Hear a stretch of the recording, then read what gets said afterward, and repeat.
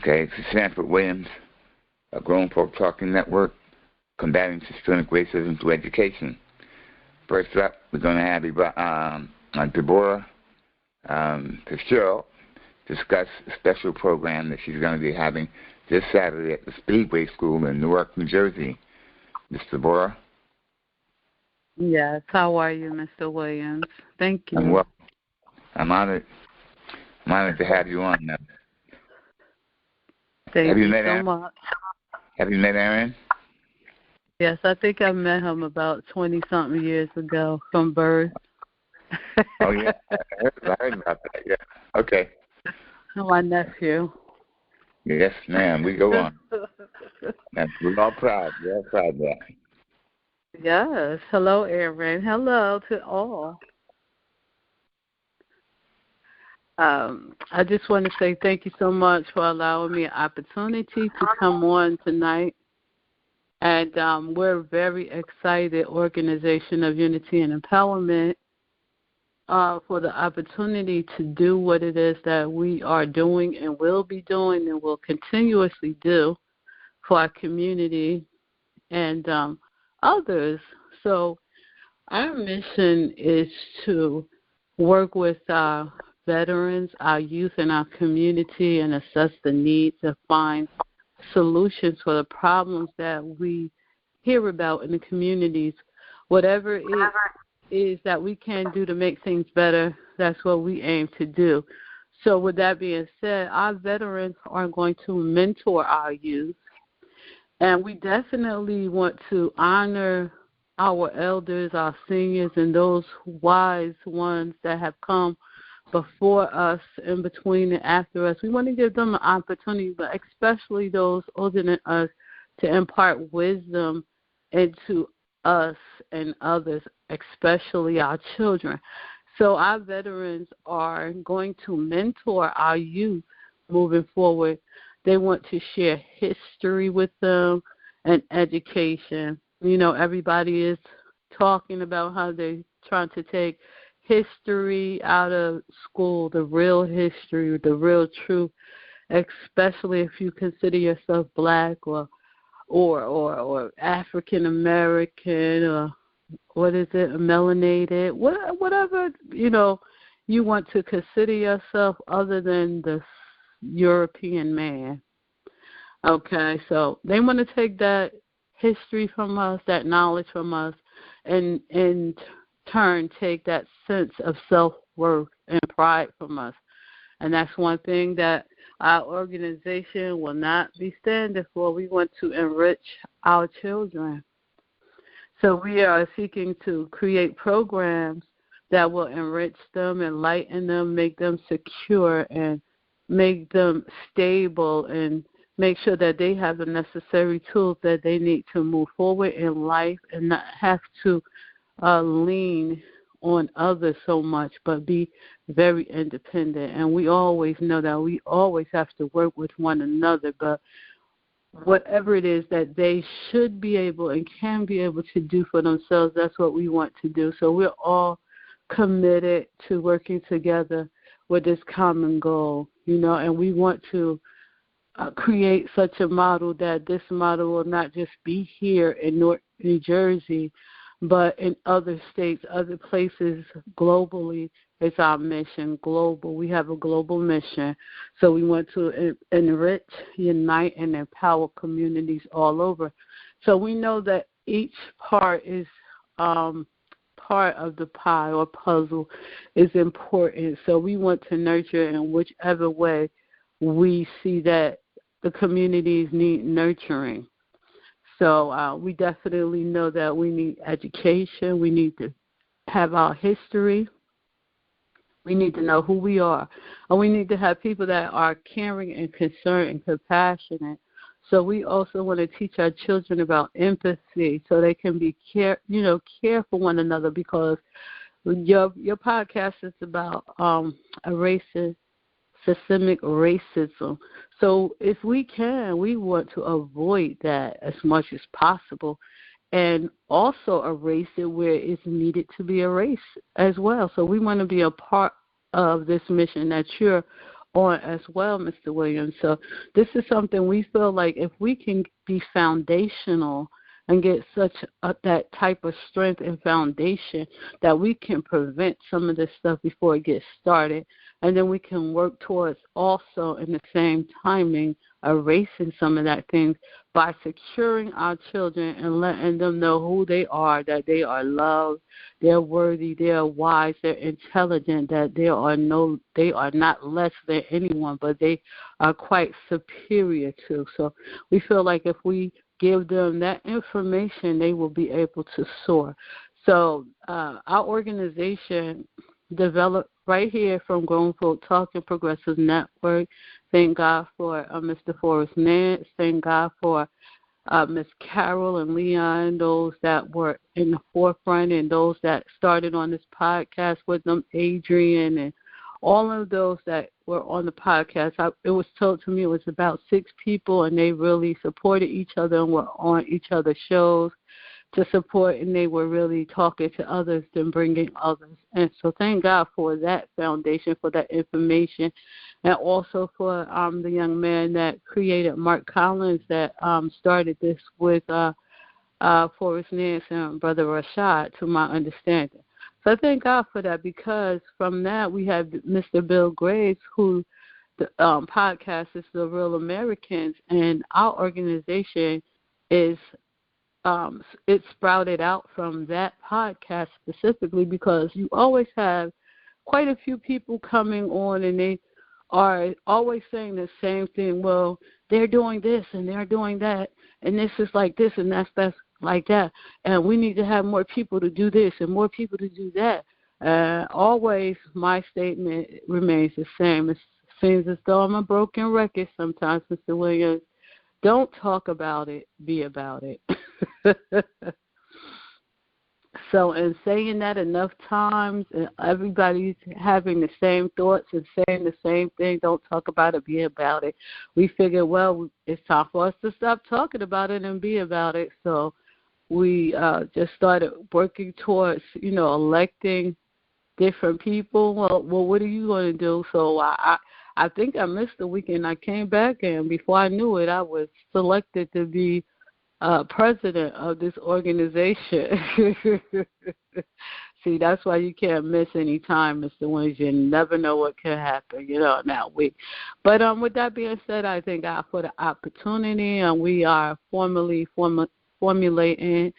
our 501c3. We are already going through certain stages already, so we are already named as an organization with our state exempt, and we're moving through the process of that federal exempt so that we can be able to get those grants and get the facilities that we're seeking and really just get the help. And so this event that you've given me an opportunity to talk about is on tomorrow.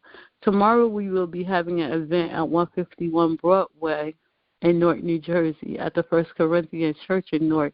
I believe the zip code is 07108, and that event will take place from 10 a.m. to 4 p.m. on tomorrow.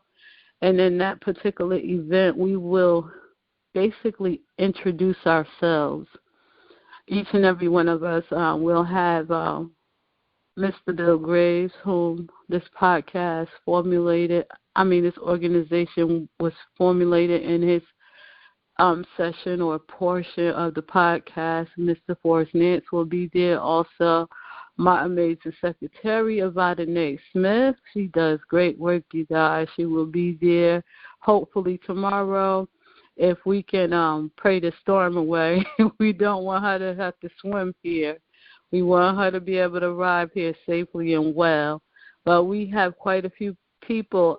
Adrian is a part of our team, but also Adrian has her ministry. All of us do, because Avada is writing books, doing taxes, and teaching people financial strategies and budgeting. So these are some of the things that we're bringing to the table as an organization. Adrienne has domestic violence, and she has her drama ministry that she's doing.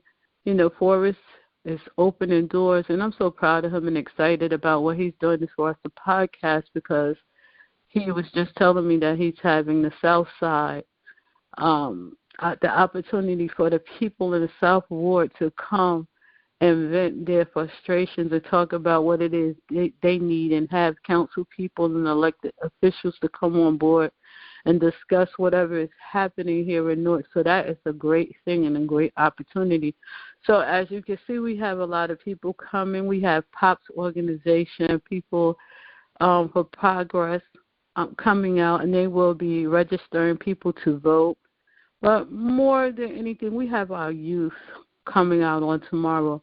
And so it's an opportunity for us to teach them about empathy, about caring about one another, and, how to avoid the prejudice that's out here, and how to stand strong in the face of opposition, conflict resolution. And we want them to know how to handle things the proper way so that they don't get themselves caught up. We want them to know who they are, that they are important, their history, and we want them to know how important education really is.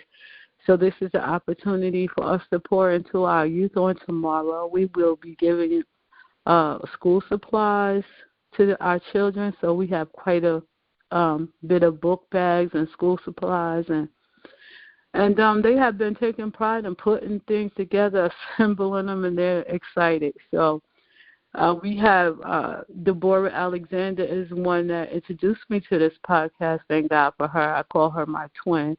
Her sister will be on tomorrow, and she will be doing an enactment of a story, and she tells such great stories that teach morals and ethics. So these are the things that we're trying to support, everything that can bring our children to a higher level, bring out their creativity, cause them to shine, and to feel free to be themselves and know that they have a safe place and people that care about them and embrace them.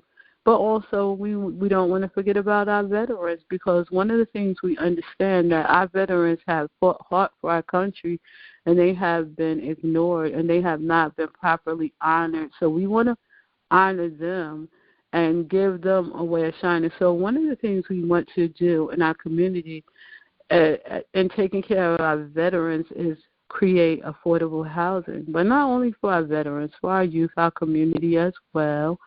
But whatever is the problem, we want to be that Band-Aid. We want to be that part of that healing process. We want to be there to say, we have feet on the ground. We're here for you. We want to help you. Just let us know what it is you need, and we will see if there's a way that we can provide that. So that's our goal, and that's our aim. That is our mission, to unite and empower people to create such a model that when people hear the name, they're going to say, well, we need something like that here.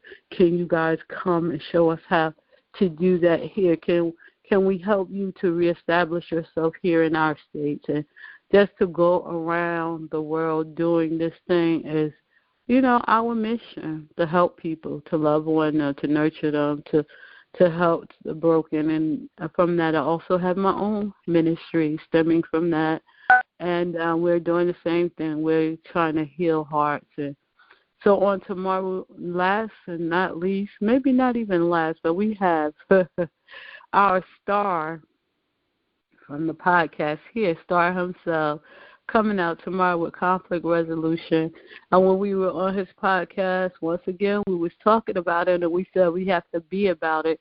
So he said, we can do this. Let's partner. Let's get together and start. Talking back and forth, but we just said, well, let's just do it. And so he's coming out here tomorrow with his wife, God's willing, and he's going to do his thing tomorrow and show us what he's working with tomorrow, and teach the youth things that they need to learn. Let them know how and why they should stay away from that prison system, and not follow bad leadership, and not try to big themselves up by doing the wrong thing, being with the wrong crowd and stuff like that. And I really love his way of speaking to people in general because he has such knowledge and a lot of information. And the way he lays it down and lets you know, like, you know, prison is the same thing as slavery, that we know as slavery in the past is still slavery today, but it's put a different way, so we're ignoring it, and we don't want to let ourselves get caught up in that system because that's just another thing that's put out there in place for us to fail. And there's nothing inside of us that was meant to fail, and we want our children to know that they were designed for accomplishment, engineered for success, and endowed with a seed of greatness, and there's nothing inside of them that was meant to fail. And inch by inch, anything's a cinch, but yard by yard, everything is hard. So we have the Blind Beauty Pageant Queen for USA coming out on tomorrow to speak with our children. We have some singers coming out, and we're going to play some games, and we're just going to have some fun. So anybody that is available and know somebody that's available, know children, adults, and all, because we're not leaving the parents out, and that's been a part of the problem as well. People pick groups that they want to work with, but we need the whole community to be worked on at the same time. We need to heal together and work together. So we have a community effort, a collaborative community effort to heal, and that's what we're about. We love Newark just like you, Mr. Williams. I wasn't born here, but my father was born here, and my mother was born in Florida as well as me, and she loved Newark. She raised us here, and she always said no matter what Newark had been through, they were going to raise it up again. It was going to be better than ever before, because they always talked about how beautiful the city of Newark was before the riots and everything like that. And they said a lot of people were moving away, but just you wait and see. They gave that prophetic word that they're going to build it up and the people will be migrating back here. And that's what's going on right now. People that had no love and care or concern for this city, great city of Newark, are trying to come back here and trying to take over, trying to grab up all that they can have and push us out. And we've been here loving this Newark City for a long time and trying to exist here, raise our families, and do well here because we believed in the city of Newark. And so that's what our organization is. And some of us are living in Newark. Some of us are out of Newark. We just love Newark. So it's a combination of people from all over, all different states, all coming together and say we want to start this model here. And Newark, we want to see you excel and do great things. We want to show them what Newark is working with and what you too can be working with if you work with Organization of Unity and Empowerment. So with that being said, I'm going to make appeal to anyone that would like to do anything for our organization, for our children, because I have had children today, teenagers call and say we want to come and we don't have a ride for tomorrow and trying to figure it out. So we still are putting together things for our youth tomorrow. We're going to serve them pizza tomorrow and drinks and stuff of that nature. We have gifts and prizes for them to win. We even have little candy bags for them so they can really have a good time. We just really want to shower them with love and those that come in. And we want to give our adults information. We have Abdul, the health man, coming in on tomorrow. And I believe he's going to make a presentation and give out some things on tomorrow. So we have a lot of information that we're going to give out tomorrow and basically just introduce each and every one that comes in. And so we can let our community know that we are working together, one effort with one accord to get the job done, and just give them whatever information we can. And also, I believe our Secretary of Botany is putting together something informational-wise so that we can kind of assess the needs of the community and see what things that they may desire to to inform us about that they need help in those certain areas, and they wish they had something of that nature going on here. And so we're going to really just try to be well-rounded and well-grounded and do the job that we were put here on this earth to do and do a good job. And so anybody that's interested in making a donation towards these children, the organization, and getting them there tomorrow and getting them home, they can Cash App or Zelle. Cash App, the $ DEBORAH 923. My name, Deborah 923. $ Deborah 923. Or they can Zelle, and they would be Zelling it to my email, which is Deborah Fitzgerald, DEBORAHFITZGERALD 32 @ I'll say it once again.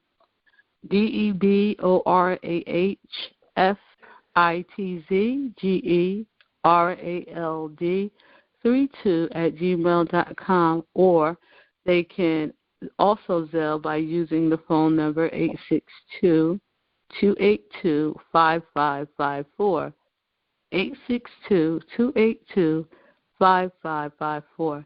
And our email is unity, UNITY, and AND, empowerment, EMPOWERMENT, ORG @gmail.com. And I'll say that once again, UNITY, AND, oh my God, I'm so sorry to say. Look, I'm so unity and empowerment, UNTIY, UNTIY,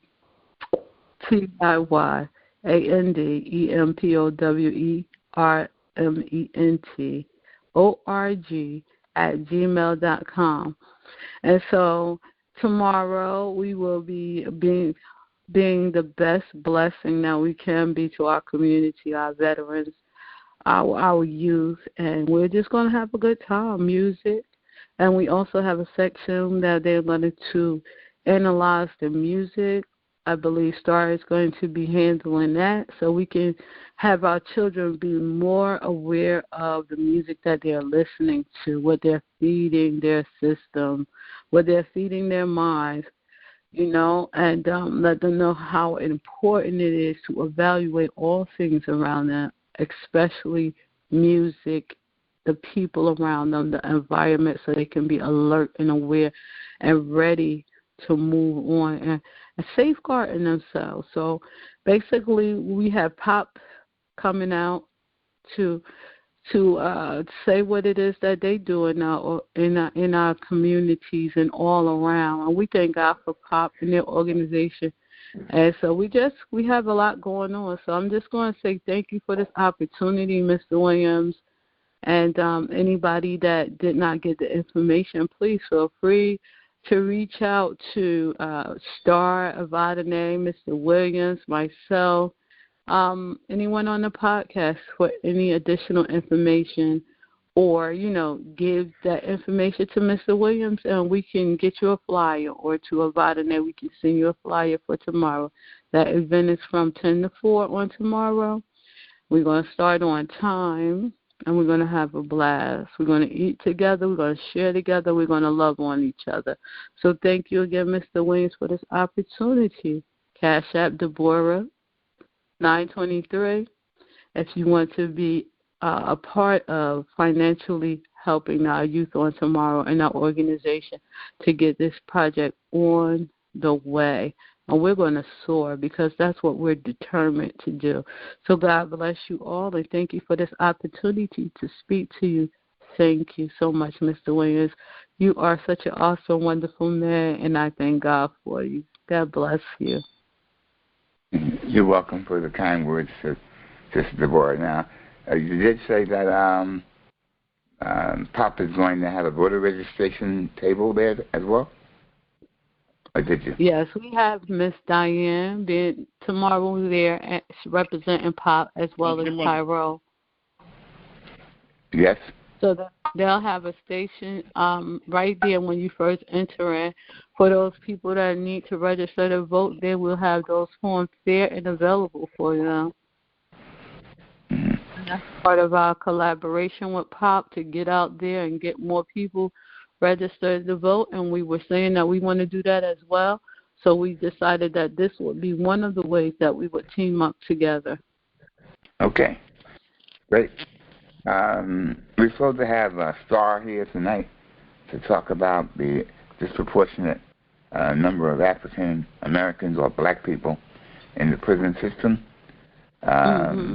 caused by this the various crime bills from the 1970s all the way to 1994, which is the most comprehensive and the worst crime bill ever, causing millions of people, mostly African Americans, proportionately, to be piped into the prison systems around the country.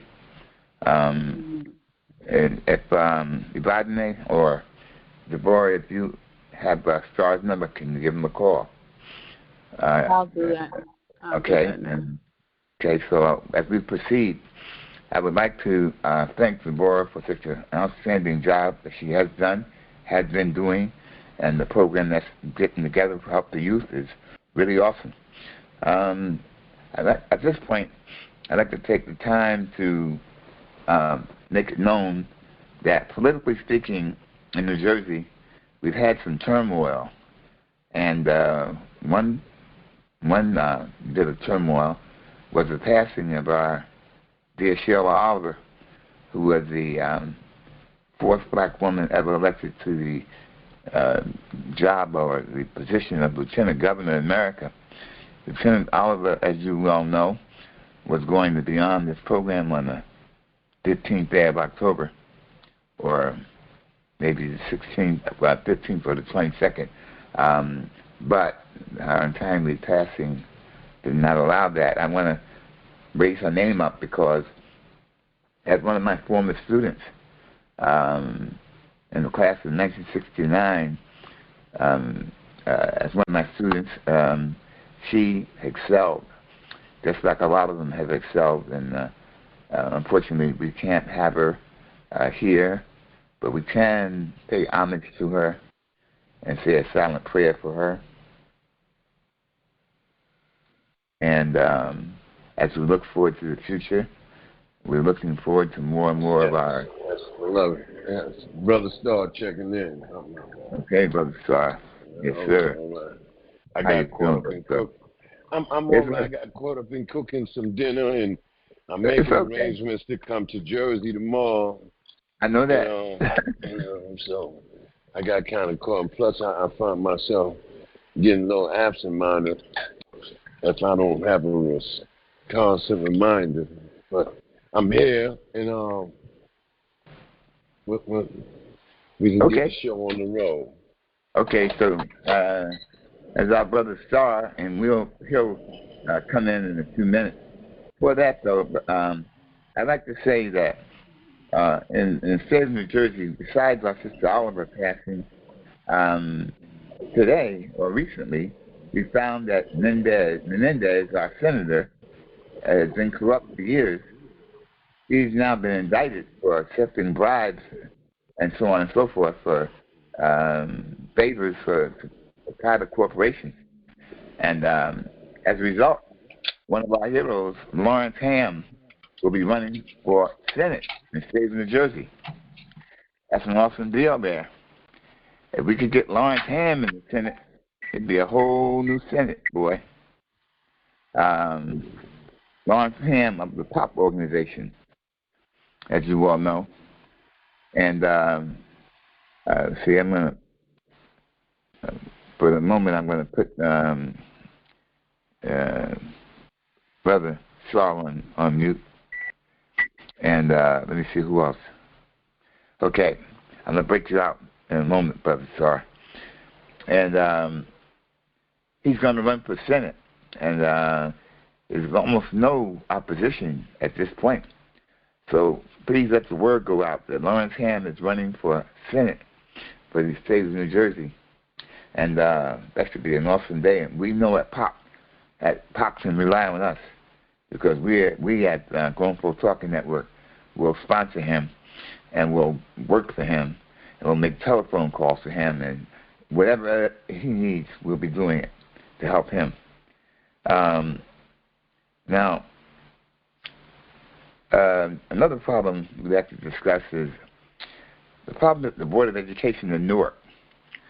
Now, not everybody knows, so if you're new to the podcast, you may not know that my name is Sanford Williams, and I was born in Bethesda Hospital in 1945 in the basement, because that's where black women could have their babies. I was able to get through the system and wound up graduating from Southside High School in Newark, New Jersey. And after that, I went to Central State University in Ohio. Upon coming back to Newark, I found myself in the middle of a rebellion, the rebellion of 1967. And that rebellion in 1967 changed my life forever, because I had intended to go to law school, and you would never heard of me anymore, maybe. But because of the rebellion, something really odd happened, and that was this. As a result of the rebellion, the climate in Newark got to be such that the people were saying, we are doing this because we don't have sufficient police forces to represent us. We don't have people in high places like the mayor's office. We don't have a city council that looks like us. We don't have a board of education that looks like us. We don't have a superintendent of schools who looks like us. We don't have teachers who look like us. Little did they know, they really, really didn't have teachers that looked like them, because in 1908, they had what you call colored schools. In 1909, they closed up the colored schools. You know the whole Jim Crow thing, where after slavery, the enslaved time, well, slavery never ended, because the 13th Amendment said that slavery is over except for people who are convicted of a crime. So, of course, the system found a way to convict black people of crimes way out of proportion to white people, and for things that weren't even crimes, so that they could re-enslave them. Okay? So, in Newark, New Jersey, they actually had, and by the state of New Jersey had slaves all the way up until 1866. Indeed, the state of New Jersey is a really racist state, and New Jersey was the last state to end slavery in December of 1866. People keep talking about Juneteenth ended slavery. I think Juneteenth ended slavery. If Juneteenth was June 19th of 1865, it looks to me like December of 1866 is a farther away date. So New Jersey was the very last state to abolish slavery. And New Jersey itself, the largest city, didn't end colored schools until 1909. But from 1909 all the way till 2023, or maybe I'll say from 1909 to 1968, they had so few black teachers working in the city of Newark on a high school level that in 1960, the number one school in Newark, Weequahic High School, they had one black teacher teaching in Weequahic High School in 1960. They had one black teacher teaching in 1961. They had 3 black teachers teaching in 1962, and 2 left and 1 stayed. And in 1963, they got 2 more black people to make 3. And in 1964, I think they had 5 black people. And then most of them left and some more people came. In other words, they never allowed black people to come to that school and stay there for any long period of time. They transferred them out to some other place.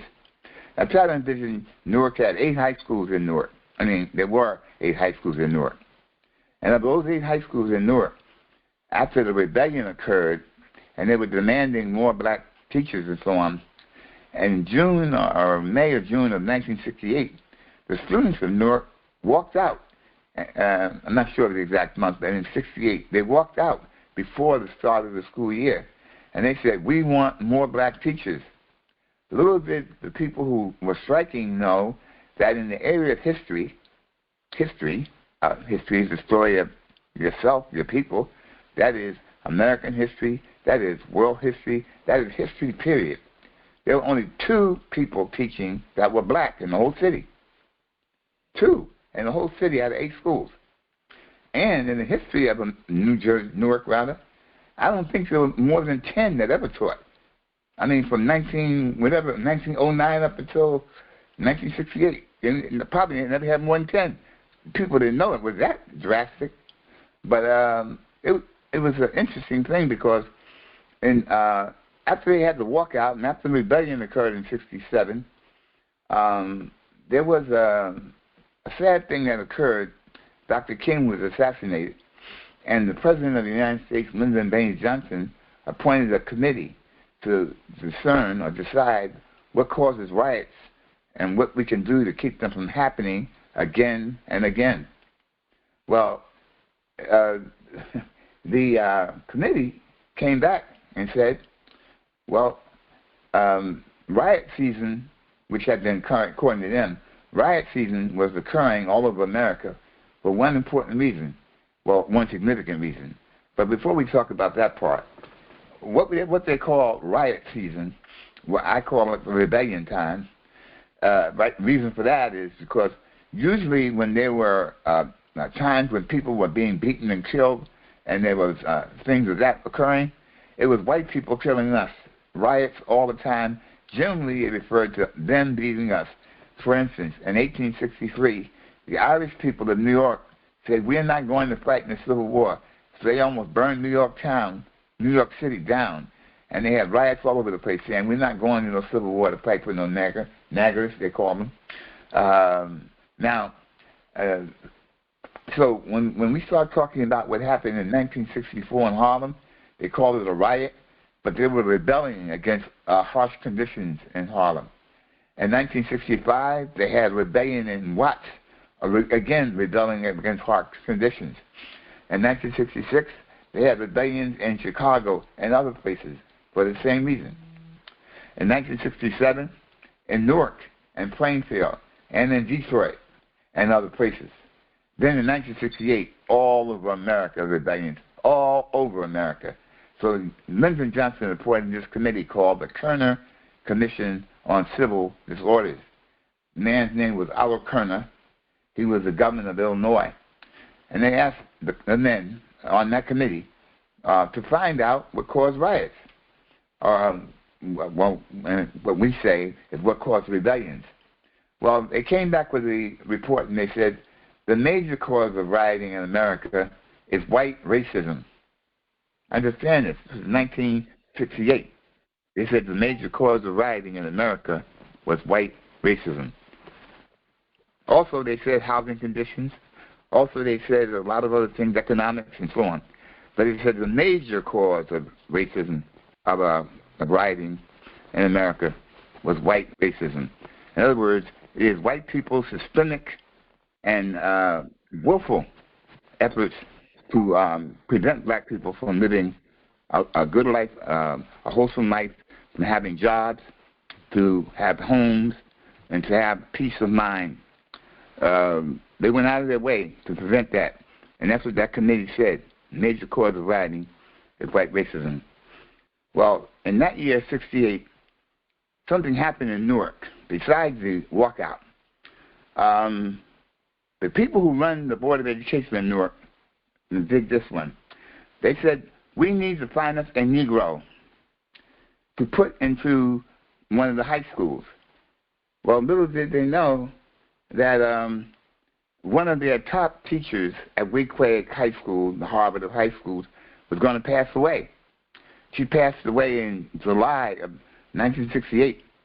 And in August, they said, we must find us a Negro. They were desperate to find a Negro because they wanted the people to stop rioting and marching and demanding. So they said, we'll find us a high-profile Negro. We'll find one that can speak the language.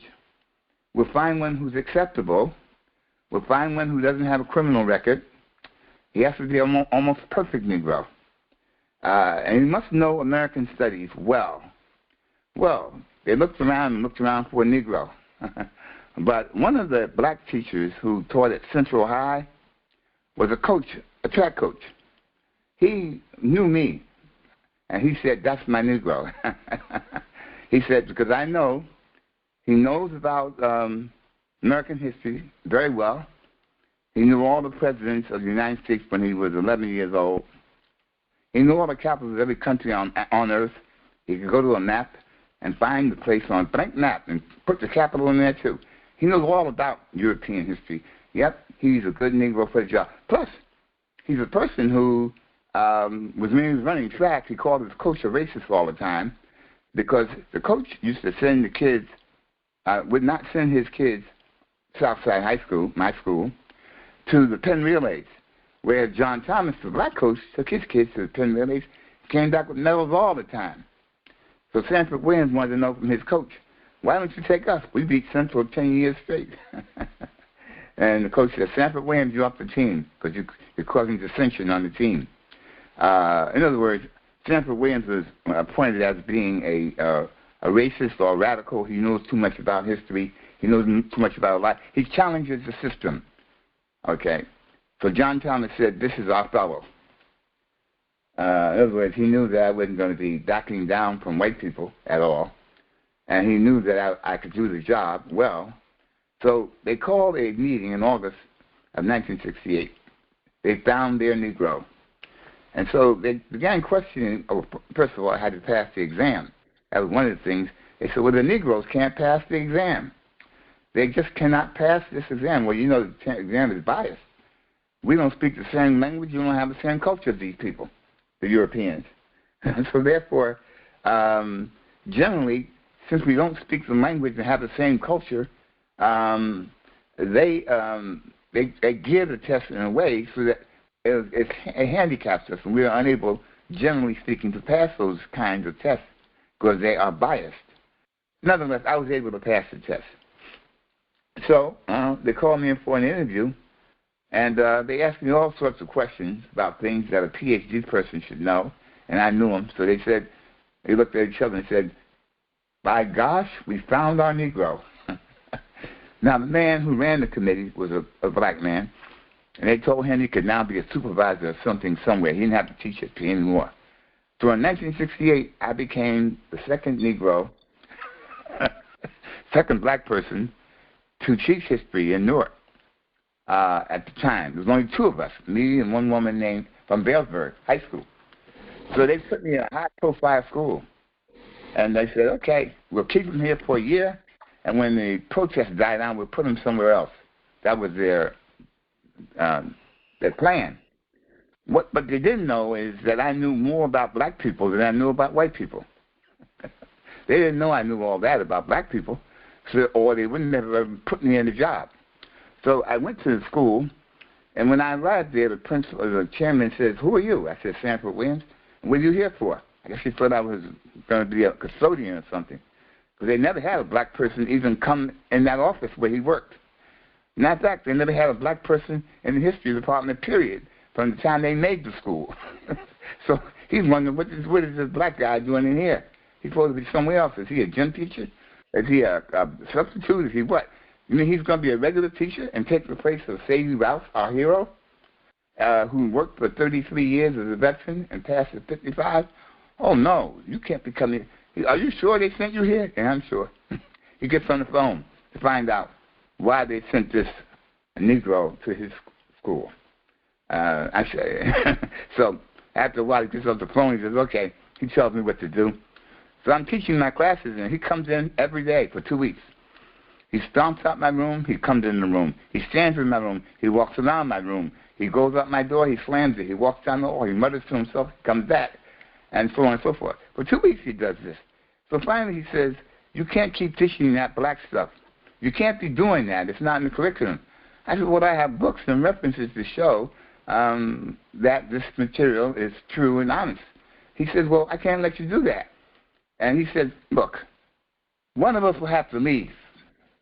And, of course, I'm not a nasty or mean fellow, but something made me say, well, I'll see what I can do by getting you transferred. Well, now this man grew irate. He jumped up and down. He was I don't want to make mock of his size, but he was a very short fellow. And he had a head like Elmer Fudd, and he had a red face, too. He screamed and hollered. He screamed and hollered and jumped up and down. And he said, what? What? He jumped up off the ground. And I don't know how high he jumped up.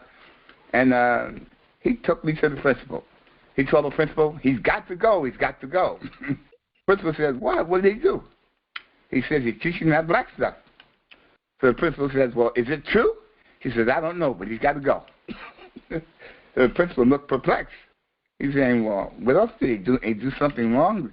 He didn't write his lesson plan up good? He don't write good sentences? He don't speak good English? Well, what is wrong with him? He's teaching the black stuff. Now the principal is wondering what to do about that. His name was Brodsky. And he smiled all the time. But he wasn't really smiling. So he's looking with that funny smile of his, and he's saying, well, Mr. Williams, where would you like to go? I said, I would like to stay here. He said, Mr. Williams, you can't choose the place you want to go. You just arrived here.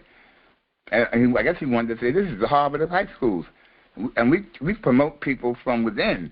You have to have 2 and 3 degrees and have 20 years of work in, and then we elect you in here. It's a special fraternity. That means he wanted to say that. So I said to him, I explained to him that I thought I was doing a good job and I had my references and all. He says, well, no, the chairman can send you where he wants to. We'll send you to West Side High School. Now, West Side High School was in the Central Ward of Newark, near South Orange Avenue, where all the rebellion took place, where the windows were broken and the cars were stopped and the fires, places being burned down and so on. So the principal was saying, yeah, that's a good idea, West Side. I said, well, no, I don't want to go there. He said, well, what other option do we have? I said, well, what I'm going to do is I'm going to call the people who were in the rebellion. He looked at me like, he stopped smiling. He said, in the rebellion? I said, people who were in the rebellion. He kept on repeating rebellion, and I kept saying, he kept saying riot. I said, no, rebellion. And he looked at me, he stopped smiling. He said, is that so? I said, yes, and I'm going to call a walkout.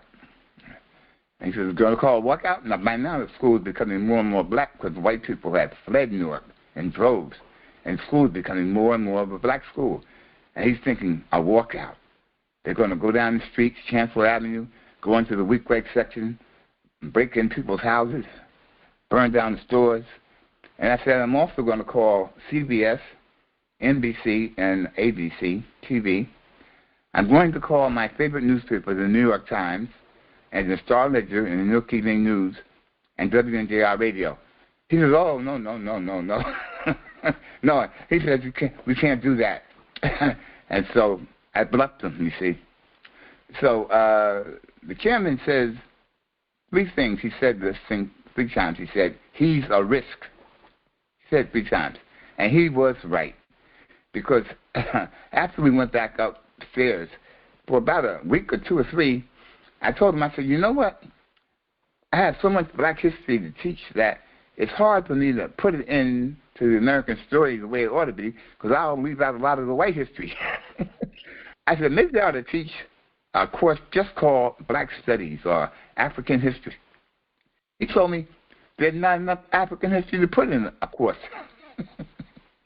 He said, you can't have a whole year course. There's not enough history, not enough black history. There's not enough, I told him.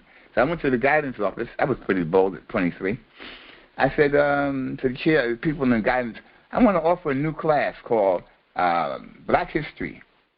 And they said, that sounds neat because the school was becoming more and more black, so maybe they should have a course called Black History. So I went home that summer, and I drew up a whole curriculum about black history. I had a book and everything, and I had a lot of references and resources. The program turned out to be really exciting.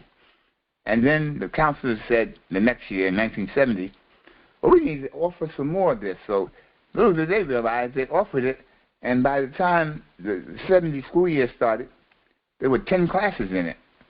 And people said, oh, my goodness, they had to go out and find 2 random Negroes from somewhere to teach it with me. And after, the next year they said, well, you know what? We're going to cut down these Black History classes, but before we knew it, the whole school will be taking this stuff.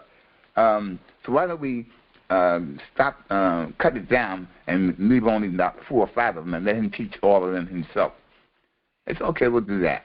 And sure enough, it worked. Those 2 random Negroes disappeared, and now there still was only 1 black teacher teaching history in Newark, in that school rather, and still only 2 of us in the whole city. So as time went on, somewhere along the way, the state of New Jersey heard about this Black History program I had there, which was the only one of its kind in Newark, only one of its kind in New Jersey, and probably rarely or none of its kind in the country. So they asked me about my curriculum. I wanted to know how I went about writing up a whole curriculum on my own. Have you had Black History before? What, do you have a master's or a bachelor's? I said, I never had a Black History class in my whole life. I went to Southside High School and never had a black teacher, and I never had a Black History course anywhere. I even went to a black college and never had a Black History course. So the state of New Jersey, whoever the commissioner was, they told me, Mr. Williams, now listen carefully to this. The people of 2023 need to help with this one. We want you to rewrite the entire curriculum in United States History 2, and put Black History in there. Can you do that? We want you to rewrite the whole curriculum. Take our curriculum that we have and put black people in there where they belong. And I did that summer. And they said, look, what a great job. And they gave me $500 and a telephone. So I'm thinking, $500 on a telephone. I said, I know what to do with the $500. What am I going to do with this phone? So I looked at the phone, and I saw it had 2 microphones. Then I had some kind of budgets and gadgets where you could actually talk to people and have a remote conversation with people, 1973. A remote conversation, I'm thinking. I said, well, maybe I could call people up for current events and find out things. So it turns out that this conference phone I had is like the phone we're on right now. We were able, in 1973 and 4, talk to people all over America, in Canada, and Hawaii about things that were important in the news. So, oh, my goodness, what was that like? Well, it turns out this way. We had 2 microphones. You've seen areas where people have microphones and the reporters are asking questions and they pass the mic to them. You've seen that before, where they pass the mic and then there's a mic over on this side of the room and a mic on that side of the room. Well, that's what we had in 1973 in Newark, New Jersey, Week Lake High School. So, and then we had the set itself where the phone was. And you could actually mute the mic, mute the set, so that whoever was talking could not hear a word and could not be disturbed in their speech. Just like we have here. Like we can mute people here, and the person speaking can speak without being interrupted. Now, here, people can unmute themselves, you see. But in the school, where I had control of the phone, nobody could unmute themselves. They could only talk if I pressed the button to allow them to speak. So I had these students learning to ask questions, okay? So one day, we heard that the city of Cleveland was going bankrupt. So we called this fine mayor named Dennis Kucinich. And we called Dennis Kucinich up. He says, who are you people? We said, we're from Newark, New Jersey. And he says, Newark, New Jersey. And you're where? I said, we're in the classroom. And who's there with you? I said, nobody, just us. He said, who's sponsoring this? I said, we're sponsoring it ourselves. We have our own phone, and we've called you to ask you about this current event because we're going to write about it for a current event. So he tells us all this about Cleveland, and it wasn't bankrupt and so on. So we started doing a lot of this. So one day we saw on the TV, black people were protesting in Montgomery, Alabama. And there was a sheriff. We watched him on TV. And he was allowing the Ku Klux Klan to beat the black people up.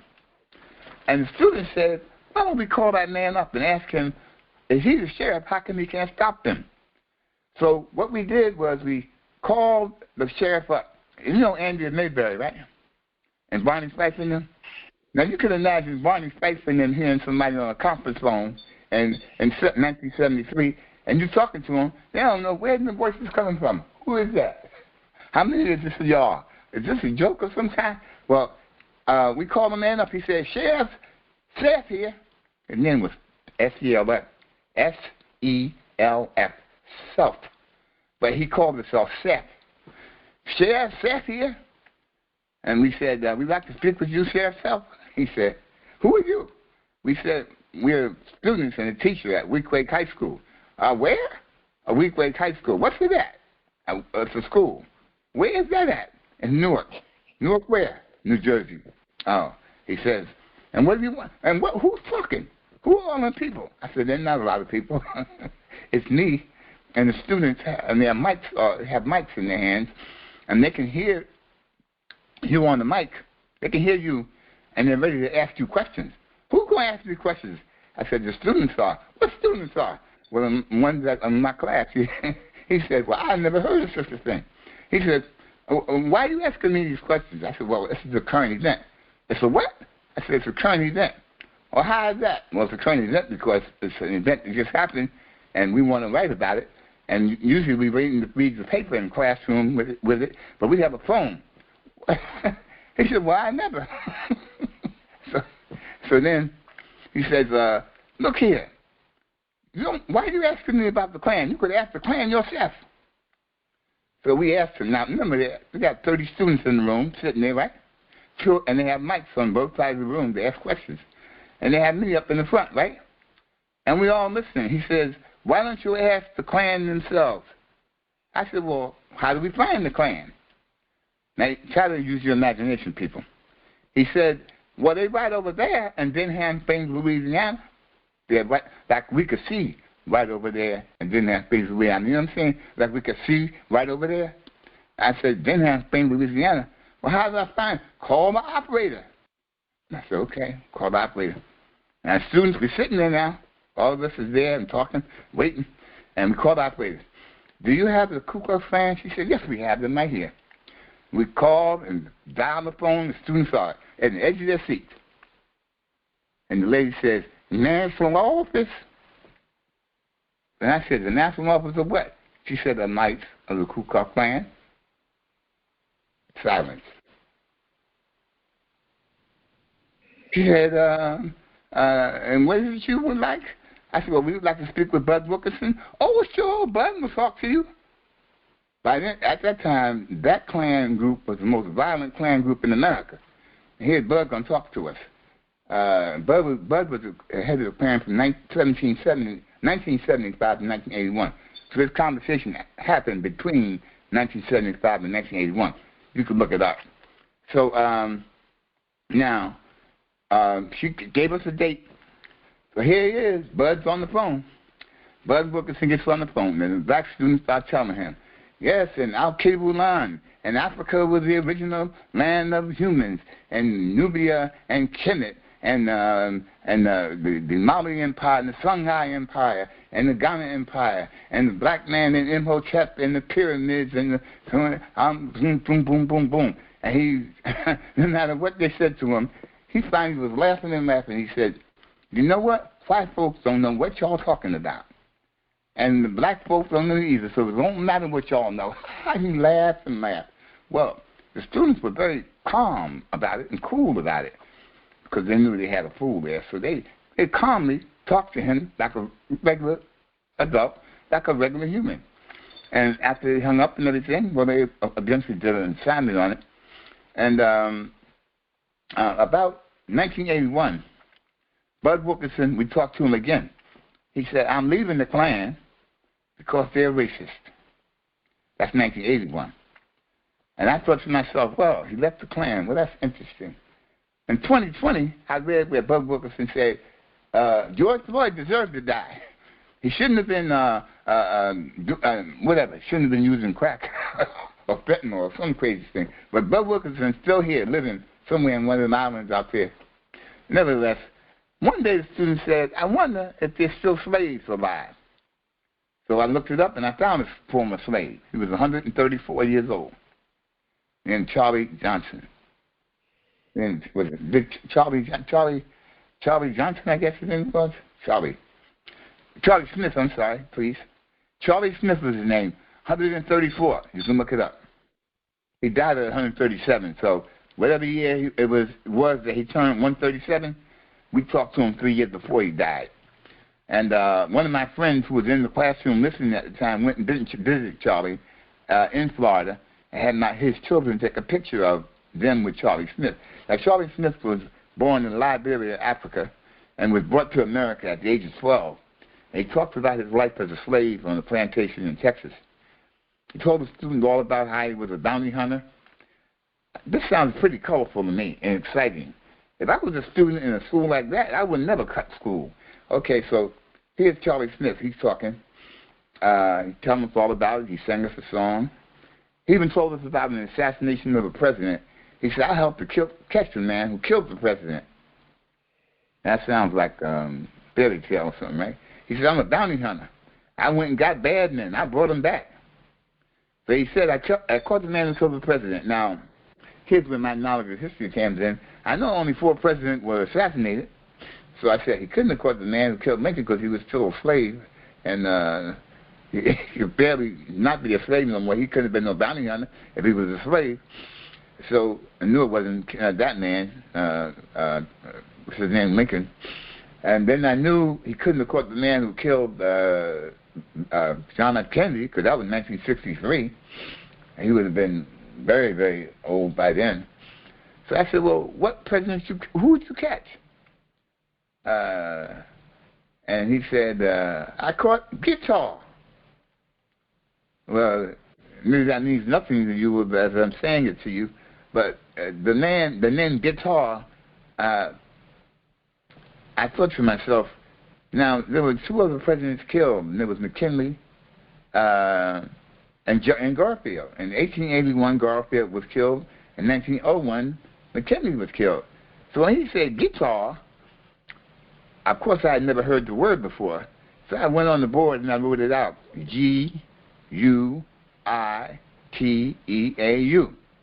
And to me that word spelled Guiteau, I thought. But since he was from Texas and he had that twang, he talked that way, guitar could be Guiteau.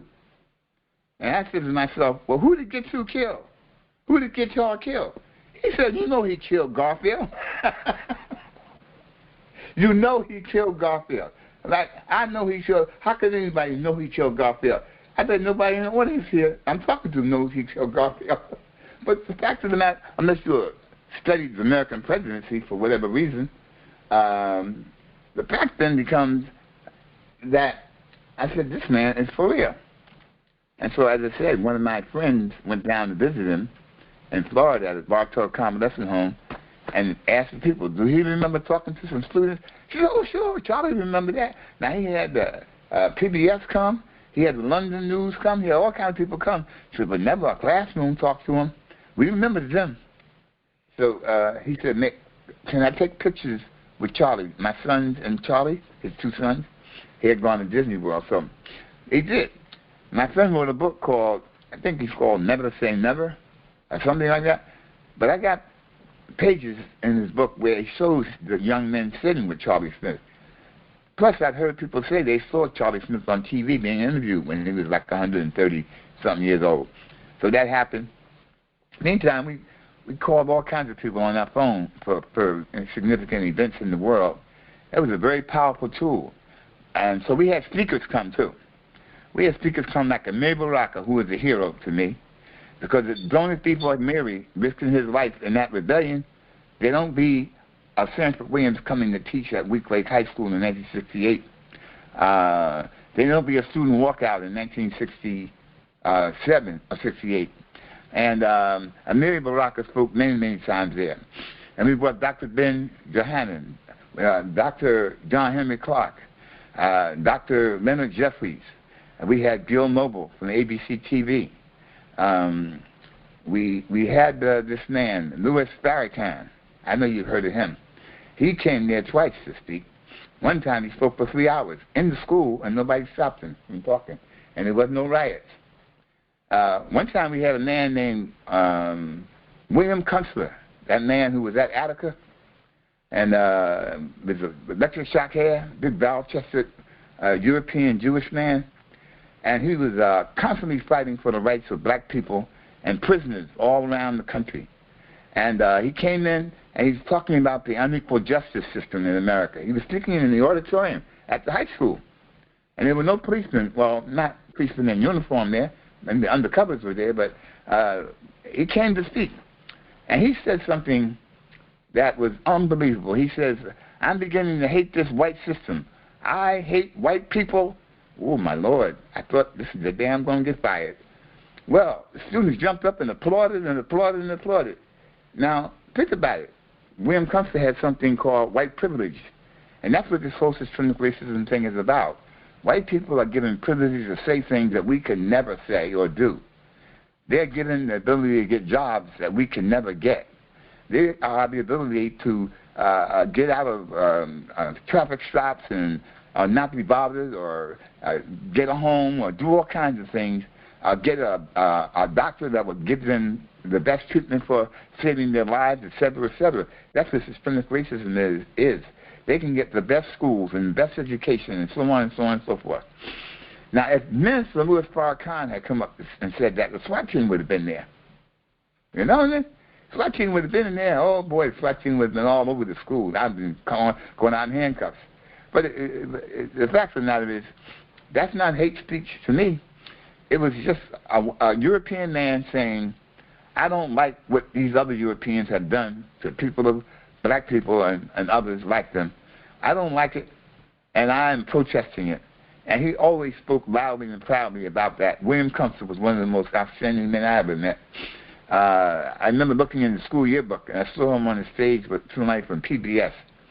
Matter of fact, PBS was there, and they said, we're not putting this on PBS. Astrology was there, and they said, we're not putting this in the paper. And WNJR was there, they said, we're not putting that on the radio. And I understand William Kunstler then went to a college called Newark State College. It's called Kane College now. He went there to speak the same day, and they wanted to call the cops on him. They were scared of him. So that's the kind of, we brought all kinds of people in there. We brought rabbis in there. We brought Buddhists in there. We brought reformed drug addicts in there. We brought people that were falsely incarcerated for 10 and 20 years or more, and sometimes wrongly convicted of crimes. We brought people in there of every sort and kind to discuss the issue of the black man and woman of America and how the condition could and should be better. By the way, in 1973 rather, I created a second year of the Black History class at the same time. And that second year of the Black History class made it a 2-year Black Studies program, which made it sort of like a college program, where you have the regular beginner's course and then you have the problems course. Now, in the history of the country, there had never been a course like that, because in addition to what I did with that, there was a school called Milburn High, a very wealthy, affluent community nearby, and we would have an exchange with them. We would bring them to our school. They would come to their school in buses. Their parents would say, Billy, Wilbur, Henrietta, whoever, please don't go to that place. They're going to rob you. They're going to rape you. They're going to beat you. And many of the youngsters would say, my parents told me, or told us, they were afraid for us. And the man at that school who was running their program had to convince the parents, they'll be safe at Bleak Lake High School. The Negroes won't beat them. The Negroes won't give them reefers. Because I'm sure the white people had their own reefers. They won't do anything harmful. It's just an educational experience. And sure enough, it was that. And for about 18 years, we had that program, from 1969 to about 85 or 6. Then in 1986, the people who run the Newark Board of Education decided to downsize or to sort of go in another direction. They didn't think Black Studies was a thing of the future. So they told me, first they told me they wanted me to give them my curriculum, my 2-year curriculum, and I wouldn't give it to them. So they said, well, then nobody will learn about it. Get out. They banished me to an alternative school, a throwaway school. You know, one of those alternative schools where it's an alternative to school. You play hooky, you go there, and so on and so forth. Teachers there are mad at, they put them over there. So that's where they put me for 20 years.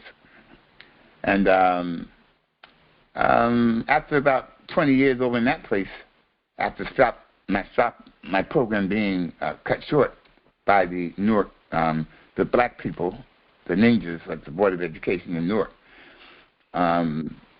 I stayed at that school at West Kennedy Alternative Place for 20 years. And then one day they came with some policemen and told me I had to leave. They didn't tell me why I had to leave, so I left. They took me down to the Board of Education, and they told me they wanted me to go into a building and stay in a room all day. And I thought about it, and I didn't think that made a lot of sense, so I didn't go. I went back to Georgia, where I had been commuting for 7 years, from Georgia to New Jersey my last 7 years. And from 2006 all the way till about May of this year, I never had a thought of ever talking about New Jersey or coming to New Jersey or anything of that sort. And so it turns out that in May 30th of this year, 2023, I was thinking about writing a book, because I kept hearing these people like DeSantis and them talking about we shouldn't be having this Black history and it's not true and so on. I'm thinking, well, not only did they never teach about Black history at all, but I remember teaching it for a period of time, and I'm saying, well, wait a minute, are they saying that in 2023 you can't teach about Black history because it offends white people? It'll make the white kids feel ashamed of being Caucasian? Well, that makes no sense. Black people have been ashamed of being black since they've been here, with all of the brainwashing and abuse they put upon black people. So I said, I'm going to write a book about what we did. Maybe some school may want to adopt the program I had, because this is a harmless program. All it is a true history of America. You don't even have to teach a Black history course. All you have to teach is American history.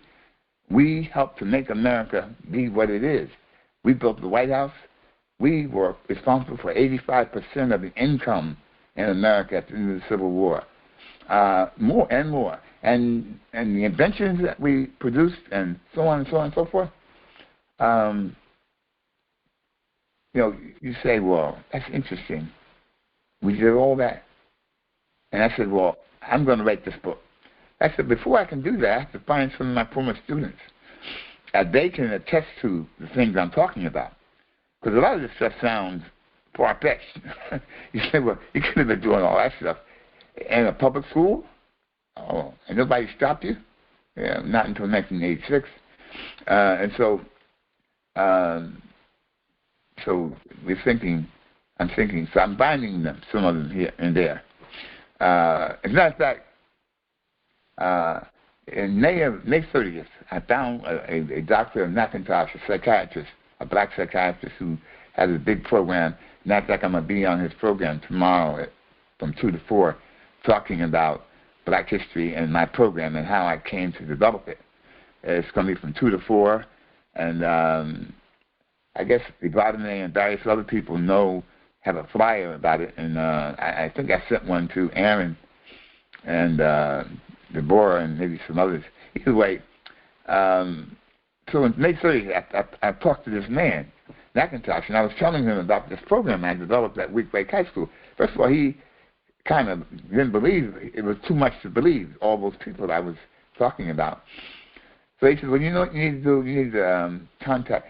I told him I needed to talk with, first I need to talk to Dr. Molefi Asante, who is the premier person in black studies in the country today. So he said, well, do you know where he is? I said, yeah, he's at Temple University, Philadelphia. He says, oh, well, you haven't looked too hard then. So I'm a good researcher, so I called up, and Molefi Asante's office answered, and they said to me, he's very busy. I don't know if he had time to talk to you. He had 5 calls today, and I doubt he'll get to your call today. So I told the lady, if I tell you about my program, I'm sure he'll call me today. And sure enough, 20 minutes later, Molefi Asante's on the phone. He listens to me, and he says to me, what happened to your program then? If you did all that? I said, the ninjas destroyed it. I said, oh. He said, okay. You need to write a book and get a podcast. That was May 30th, 2023. I didn't know anything about a podcast. So I said, well, I'm looking for my students still. So I found this fellow, Forrest Nance. He was my student in 1975. I said, yeah, Forrest would be a good witness to the book. He has some good things to say. He remembers good things. Forrest said, Mr. Williams, is that you? Yeah. Mm-hmm. I've been looking for you since 1995. Mr. Williams, I have a podcast. I'm the CEO of a podcast. You're a CEO? Yeah. I'll give you a show. And I know you'll do good in it. And so the rest is history. Since July of this year, I've been on this podcast, and these fine people have been coming on the show and doing good work. And tonight, we have this awesome brother, Star, and he's going to talk to us about the prison industrial complex and what happens in the prisons of America and what can be done to dissuade young people from being involved with this. Okay? Now, before we do that, Star, I'm going to play something from a speech by a man named Biden, Joseph Biden Jr., or Senior. I don't know whether he's junior or senior. He made a speech talking about the 1994 crime bill that he supported. And this is what he said about it. We must take back the streets. It doesn't matter whether or not the person that is accosting your son or daughter or my son or daughter, my wife, your husband, my mother, your parents, it doesn't matter whether or not they were deprived as a youth. It doesn't matter or not whether or not they had no background that enabled them to become socialized into the fabric of society. It doesn't matter whether or not they're the victims of society. The end result is they're about to knock my mother on the head with a lead pipe, shoot my sister, beat up my wife, take on my sons. So I don't want to ask, what made them do this? They must be taken off the street. That's number one. There's a consensus on that. Unless we do something about that cadre of young people, tens of thousands of them, born out of wedlock, without parents, without supervision, without any structure, without any conscience developing, because they literally, I yield myself 3 more minutes, because they literally have not been socialized. They literally have not had an opportunity. We should focus on them now. If we don't, they will, or a portion of them will, become the predators 15 years from now.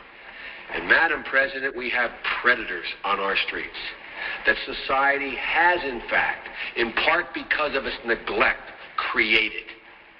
Again, it does not mean because we created them that we somehow forgive them or do not take them out of society to protect my family and yours from them. They are beyond the pale, many of those people. Beyond the pale. And it's a sad commentary on society. We have no choice but to take them out of society. And the truth is, we don't very well know how to rehabilitate them at that point. That's the sad truth. I'm the guy that said, rehabilitation, when it occurs, we don't understand it and notice it. And even when we notice it and we know it occurs, we don't know why. So you cannot make rehabilitation a condition for release. That's why in our system, there's the federal system, you serve 85% of your time. It's a shame, but we don't know how to rehabilitate. But there is a consensus, and I will cease. A, we must make the streets safer. I don't care why someone is a malefactor in society. I don't care why someone is antisocial. I don't care why they become a sociopath. We have an obligation to cordon them off from the rest of society, try to help them, try to change their behavior. That's why we do in this bill. We have drug treatment and we have other treatments to try to deal with it. But they are in jail, away from my mother, your husband, our families. But we would be absolutely stupid as a society if we didn't recognize the condition that nurtured those folks still exist. and we must deal with that.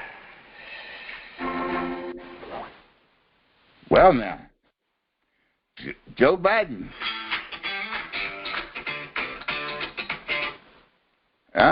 Joe Biden? Is that the same Joe Biden?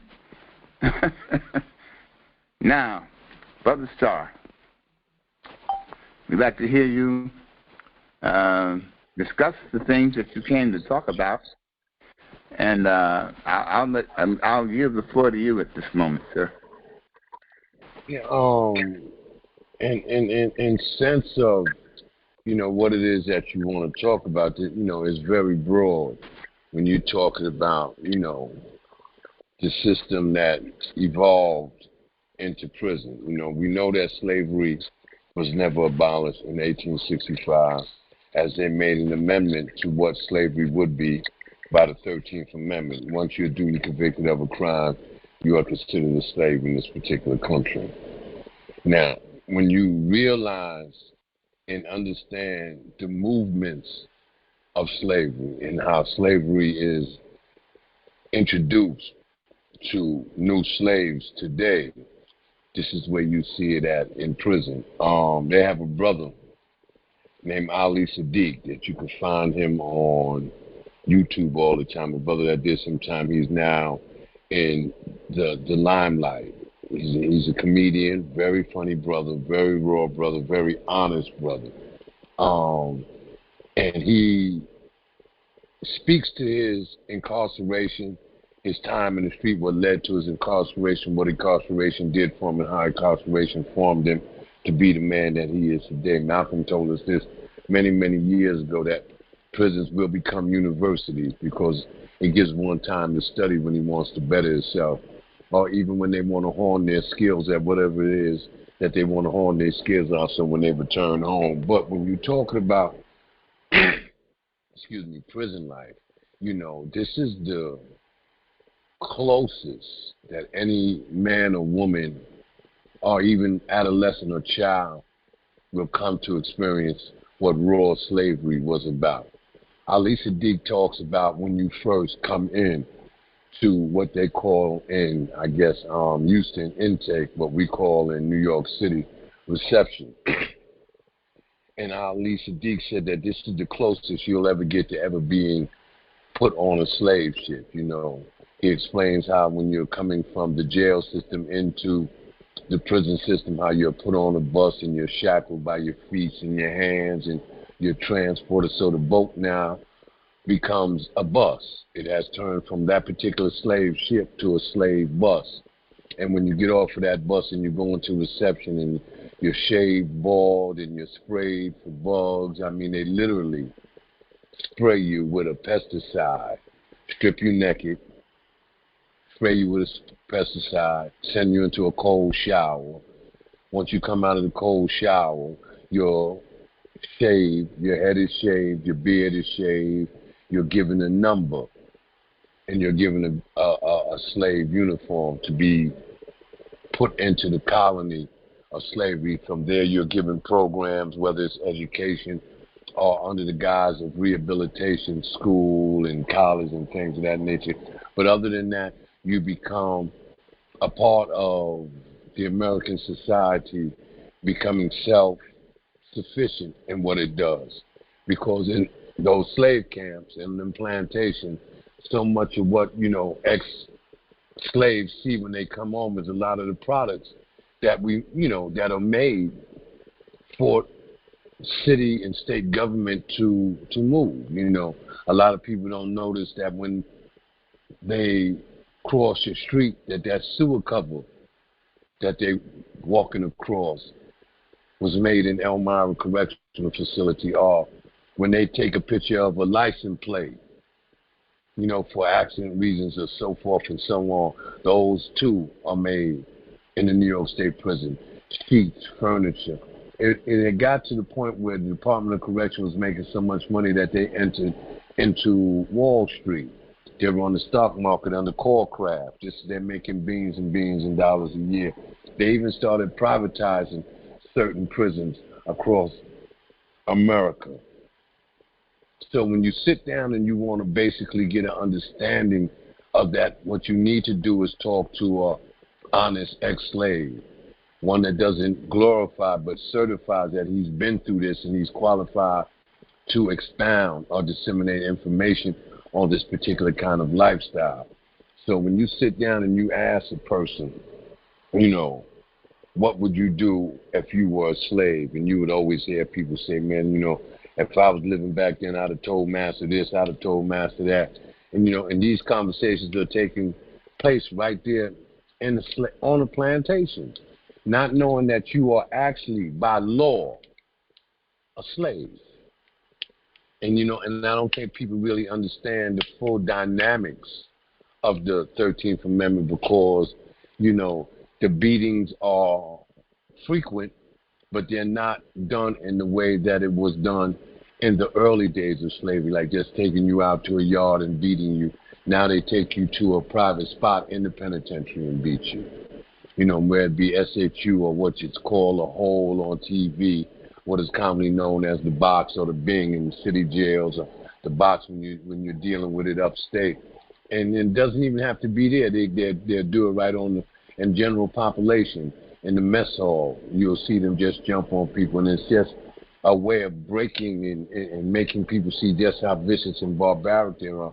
There's so many ways that you can actually look at how it actually works, how it is. There is still a physical form of slavery abuse. There's still a mental form of taking over one's mind, and then there's the breaking of the spirit. And if you could survive all of those things and come out with some of your faculties still intact, you have a story to tell. You can explain to people that this does exist. You can explain to people who sit on juries of what you're actually doing. You know, when you talk about Africans selling Africans to slave traders back in the days, and I'm not saying that, you know, a jury is to get up there and just release everybody because there are some people who commit heinous crime, but there's also an obligation of understanding evidence that you have to understand when you're sitting in the jury box. This is not a television show. You're really actually bartering with somebody's lives and understanding what evidence has to come before them. Like when they changed the amendment and they created all these new crimes like laundering. So if they caught you standing in front of a building for 2 minutes, they would arrest you just so that they can send you into the penitentiary. And then once you go into the penitentiary and you got your program may have been picking cotton or working in the rock pile or doing it, but it was in some form of fashion that it was related right back to slave owners getting money in bulks or getting free labor in order to manufacture their riches. And it's the same thing that goes on today. So you have to sit down and honestly understand what it is that you're seeing. And how do we stop that pipeline? How does a people who come from the pyramids to the plantation, from the plantation to public schools and public housing to the penitentiary, how do we stop all of those from feeding into the pipeline of prison? You know, when you're designed, when there's a design that is meant for you to follow that will lead you directly into prison by way of undereducating you, poverty, I said miseducation, you have poverty, you have unemployment, you know, and then when you sit down to try to fight your way out of that and you understand that you're put into a box, that there are certain ways that they will allow you to escape legally, like mostly entertainment or some kind of sports figure. You know, we don't go into scientists and doctors and nurses the way that we go into sports. So we have to understand how the whole system is set up and where the greatness really comes from. And the thing about it is there's so many great minds that are on the plantation once they have been settled in and they've thawed out from that particular code that we brought into, that capitalistic street code, you know, get yours, get yours, get yours, get yours. But once you land on the plantation and you find out and you become awoke, you have some sense of it. But the harsh reality of it is that slavery in and of itself has actually never ended. So, this was one of my arguments when they started tearing down statues of people that they say lost the war, the Civil War, that they represented, plantation owners and so forth and so on, and their monuments should be taken down. And I question that, because you don't take down the monuments of winners, because they actually won. Because slavery actually never ended. It just evolved, and it evolved in such a way that they were able to pull the wool over people's eye, or people turned a blind eye to what was actually happening if it wasn't happening to them. You see that today now when we watch mothers and fathers and family members, lose loved ones senselessly, whether it's by gun violence, domestic violence, fentanyl overdoses, and so forth and so on. Then they want to become a part of a union that says we have to put a stop to this, because now it has struck them personally. And that's the same way it works in prison. Every mother, father, and some family member wants their family out of prison. And if you multiply that by all the people that are in prison, and that powerful unit gets together to say that this is what's wrong with prisons today, or, the rehabilitation part of it is not working, because you're not actually teaching people how to utilize their mind, or how to change their image, or to change their characters, or teaching them to overcome criminal thinking, you are perpetuating slavery all over again. But for the forefront of it, and for the basic general public, we have colleges in prison, we have this program in prison, and we have this. It's the same way that it works in the streets. We have all these programs that are set up to do certain things, but there's nobody actually drawing the people in to make the particular programs work, because the outside influence of gangs, doesn't permit them to become on that side, because they have been brought up in a gang culture where community centers, after school centers, and things like this are not a part of their particular curriculum or their itinerary. So we have to change a thought pattern, and sometimes changing a slave's thought pattern, whether you're in the plantation or you're outside and you're doing things that promote you becoming a slave, you're still under the same jurisdiction as a slave, though you're not under the guidance or the tenets of the 13th Amendment, because you're not actually convicted of a crime, but you promote slavery with your actions. And your actions will then lead you to actually becoming a slave somewhere along the line, if you can live through the horrors of the streets. So when we sit down and you say, well, let's discuss, the rules of slavery as it applies to the penitentiary, it's just too broad to actually pick a spot, because, your way to the penitentiary is almost, maybe it could be detected in the first 8 years of your life, because we are taught that, by the third grade reading scores of most public schools in the state of New York, they knew how many prisons they would have to build by the reading scores of the black and brown kids by their third grade reading scores. So this has been, a long setup. And as long as you miseducate, you will always have those who are undereducated as far as reading, writing, and arithmetic is concerned. So in order to stop the pipeline of going into prison, we have to first start with better schools and better home training. A lot of the young ones who are out there in the streets today, or even the middle-aged ones, 30, 40, because that's middle age now. And they're still in their gang-banging stages, because they haven't had another way of processing their energy or processing their thoughts. And they think that, as long as I'm going to do this, this is where I'm comfortable at, because it's all they know. The guy that's sitting in there that's, cutting heroin or cutting dope, he's a chemist. And he doesn't know that. He just knows that he has the ability to mix these two chemicals together to put out a product that people like, and boom, boom, boom. But he's a chemist. When you look at the guy who can fix a car up and so that a dashboard can open and there's a stash spot for his gun, his jewelry, his drugs, or whatever, this guy is an engineer. You hit the brakes, put the car in park, and the whole side of the door slammed up, or the guy that, that sits down in the penitentiary and writes these raps. These dudes are poets. So if we give them the titles that they actually are, instead of, looking down on our rappers and making them understand that they're actually poets, and give them something that we like to hear instead of what they put out by, productions and what the record companies say. We'll be working at something because music is a universal language that is also felt on the plantation. It gets plenty of people through. It got me through, all the years that I did in the penitentiary. But again, the slavery part of it is intact. But if you don't know, you just think that you're a prisoner, and you don't equate the word prisoner with slave because they don't utilize it in that particular way. So when you sit down and you look at the quality of the food, it's the scraps from the master's table. When you really look at it, open-faced beast, the food is not even good processed food. You're talking about, cheap soy and things of that nature. And,